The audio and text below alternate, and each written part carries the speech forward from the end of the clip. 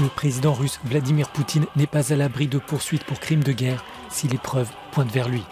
Le procureur de la Cour pénale internationale, Karim Khan, estime que la fonction n'empêche pas d'échapper à la justice internationale. Le responsable de la CPI rappelle que des enquêtes de terrain sont en cours en Ukraine. Les ordres supérieurs ne constituent pas une défense. Et la position officielle d'un individu, en tant que général, que président ou que Premier ministre, n'est pas un motif d'immunité. Il n'y a pas d'immunité pour les crimes internationaux. Et l'un des principes de Nuremberg, comme vous le savez, est qu'il n'y a pas de prescription pour les crimes de guerre ou les crimes contre l'humanité. La Russie de Vladimir Poutine est accusée de crimes de guerre en Ukraine à travers des bombardements aveugles, des viols, des meurtres et des actes de torture commis contre des civils. Le procureur de la CPI assure que ces faits sont inacceptables s'ils s'avèrent véridiques.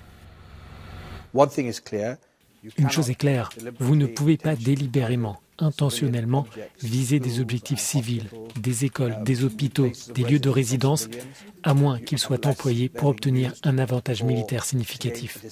Le procureur assure que le droit international est plus important que jamais, compte tenu de la situation actuelle en Ukraine. Je pense que le droit a un rôle à jouer. Il ne va pas régler tous les problèmes du monde, mais nous devons nous assurer qu'il paraisse pertinent dans les moments critiques que nous traversons.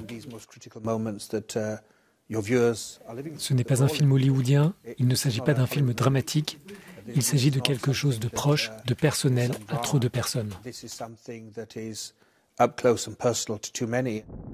Karim Khan et son équipe d'enquêteurs étudient les accusations de crimes de guerre commis en Ukraine.